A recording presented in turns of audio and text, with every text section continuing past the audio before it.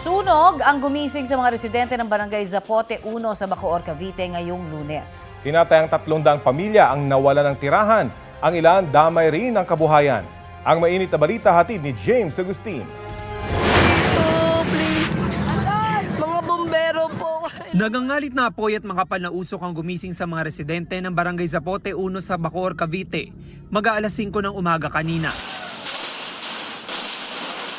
Mabilis na kumalat ang apoy sa magkakadikit na bahay. Itinasa Bureau of Fire Protection ng ikatlong alarma. Nasa 13 fire truck nilang rumisponde, bukod pa sa mga fire volunteer group.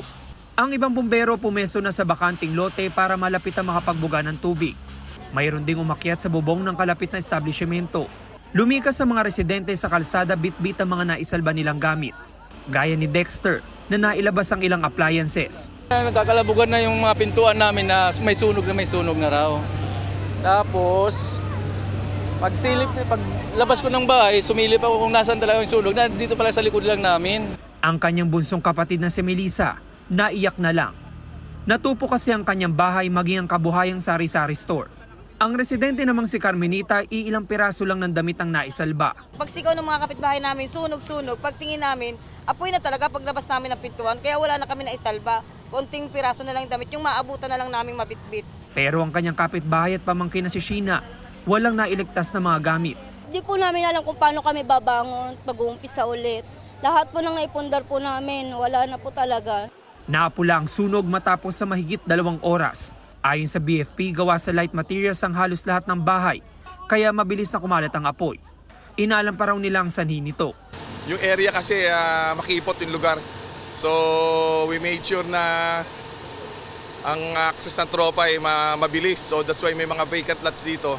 May mga ibang business establishments na nakiusap kami na pwedeng butasin namin yung makeshift na wall nila para makapenetrate kami. Sa pagtataya ng mga taga-barangay, nasa 200 bahay ang nasunog. Apektado ang 300 pamilya. Ang kwento po sa akin, yung pong yung basurero po doon po nag-umpisa doon sa bahay niya. Tapos gumapang na po kasi nga the middle po ng madaling araw, hindi na ng mga tao, magising po nila, mataas na po yung apoy. Pansamantalang lumikas sa mga naapektuhang pamilya sa covered court ng barangay. Magtatayo raw ng mga modular tent. Nananawagan naman ng tulong ang mga residente. Sana nga matulungan kami para kahit paano makaahon kami. Kung sino po yung may mabubuting loob na gusto tumulong sa amin, tumatanggap po kahit ano po.